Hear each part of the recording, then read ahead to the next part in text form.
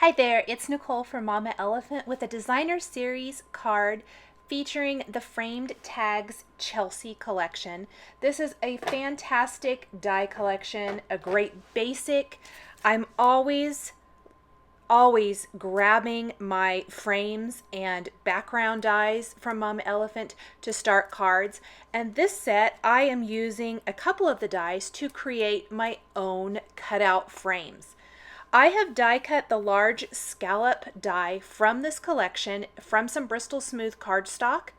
And then I am die cutting the circle just in random areas to create little windows that I can pop these adorable little Three Amigos and Dos Amigos out of and really create my own fun little card with these windows. It's just a great way. You could use the window die from this and pop little critters out of it, or you could pop a couple out of the label shape. There are just tons and tons of ways to create little windows like this. So I went ahead and die cut those. I'm going to just set that aside for a minute and go ahead and stamp the images I'm going to use for my card. I am using the cat from the Three Amigos stamp set, and then there is another stamp set that Mama Elephant collaborated with Hampton Art, and it's the Dos Amigos, and it coordinates perfectly with Three Amigos, but it's got a bunny and a mouse, and then some greetings with that and some little images that are very similar to the Three Amigos. But what I love is that the critters really work together, and that's what I wanted to show here. The bunny and the mouse don't have tails, and so they're going to be a little bit more manageable than maybe the fox and the raccoon from Three Amigos to fit through these windows. That is basically how I chose which critters to use, because it really doesn't matter. Now, what I love is you can customize these little signs that these little guys are holding with any of these greetings from the stamp sets, which I think is so fun. So what I did was go ahead, I'm using the Misty. This makes it easy to line them up perfectly, but my greetings are going to read, "You're awesome," "What she said," and "Me too."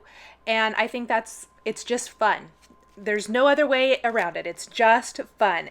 And you could do birthday greetings, congrats, hello, I love you, I miss you. There are so many different combinations of greetings. You can really, the sky's the limit. I am coloring in my images with Copic markers. These are stamped on Nina Solar White cardstock. This is a cardstock that's great for Copic coloring. I used some Lawn Fawn Jet Black ink, which is a great ink for Copic coloring. It's not going to bleed.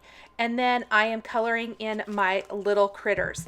I have listed across the bottom of the screen what colors I'm using for each animal. So there's the kind of more mid-tone warm grays for the mouse with a little R20 for the cheeks. Doing a little dot detail to give him a little bit of texture. For the cat, I am using some earth tones to kind of make it look like a tabby cat, I guess, with E1315 and E08. And I'll draw in my own little stripes for my cat after I get my base color down and my mid-tone color to darken up some areas and give a little dimension.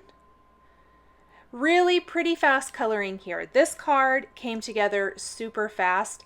I would love to see this same kind of style card with any kinds of images that you might have from Mama Elephant. There are so many fun animal images, even little kid images, people images that you could do with this very same style of background frame.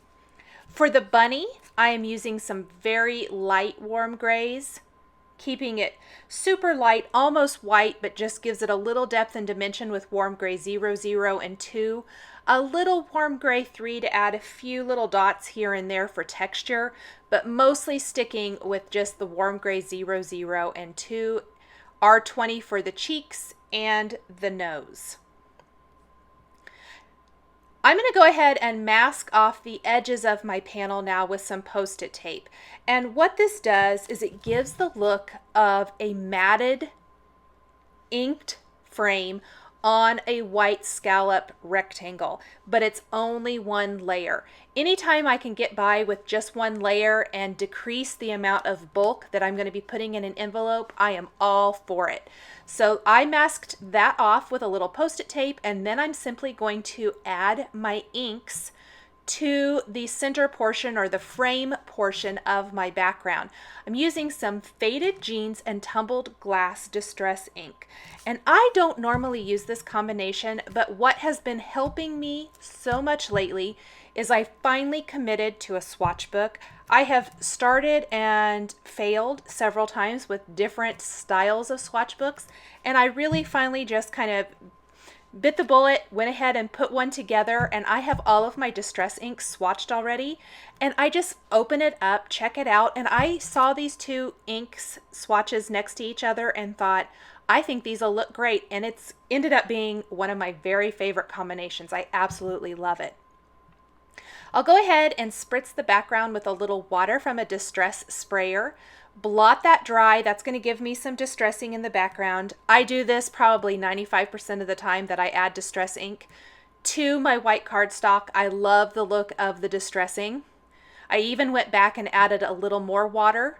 It's very ombre, where it goes very, very light, almost not blue, to that with tumbled glass color to the Faded Jeans color. When I pull off my masks, you can see that I've got this perfectly rectangle shape with the white scallop border, which is just fantastic. I did go ahead and color in one of the signs, and then I decided to go ahead and die cut all of the images so I could kind of make sure that everything was going to work. And then I will color in the rest of the signs that the animals are holding with blue markers, different combinations of blue to kind of follow that same color combination where it goes, or the ombre from light to dark. Just so the cat is going to be in the bottom frame, so his sign is going to be a little bit darker than the other two. You could do them in any color, but I really went monochromatic with this card, and I think it works nicely. Go ahead and do this last one. I like to color darker along the sides and kind of leave it lighter right in the middle. Very quick coloring again. Blend that all out. Pop him in there, and they fit perfectly in these little circle openings. I was so excited that it worked the way I was hoping it would. I added some black gel pen to the eyes on the critters and the nose on the cat to add some definition and detail. And I think I need some supporting images to use with my card design. This is the point in the card where you can grab some little embellishments, like I'm going to use the hearts, the little wadded up pieces of paper, and the pencil from the Three Amigos stamp set. Color those in, and they'll be great supporting embellishments for the main components of this card. Where the critters holding the signs is both the embellishment and the greeting for this particular card. I opted not to add another greeting somewhere else here on the front of the card, since what the signs they're holding say really tell the whole story. Again, my hearts are going to be ombre, light to dark. The little wadded up pieces of paper, one is going to be light, one is going to be darker. The only different color I chose to do here is the pencil, where I will use a couple shades of yellow red, a little E40 for the tip of the pencil, and then R20 for the eraser. Then I die cut those images. I'm simply going to pop my critters back behind those openings, glue the hearts in place. I added a few sequins and some confetti pieces to just kind of go along with the confetti of the hearts. I'm using the Wink of Stella Clear Glitter Brush marker over the hearts. Give them a little sparkle. I'm going to flip the whole panel over now, and I'm going to add some foam adhesive. One thing to be conscious of is there are some little areas where you aren't going to want the foam adhesive to be showing through to the front of the card. So I really worked around those areas. because there's little areas along the circles that might show up just a tiny bit. So I'm going to piece some of the foam adhesive in there to finish off the panel. Here's where I'm just piecing it around those little opening areas. Then I'm going to peel off the backing paper and pop this on the front of a top fold card base. I like a little bit of dimension, especially where this card is so super flat. This foam adhesive is not terribly high, so it will give a little dimension, but will still be able to be mailed very easily. Once that's in place, I'm going to take some glossy accents, add it to the noses on my critters, and then go ahead and put a layer over those hearts to make some nice glossy sparkly hearts. Let that dry for about an hour and the card will be all finished. Thanks for joining me today for this custom die cut frame background featuring the Mama Elephant framed tags Chelsea dies. The supplies I used are listed and linked below the video here on YouTube. Here are a couple more videos featuring Mama Elephant stamps and dies that you might be interested in. Thanks for watching, and we'll catch you next time.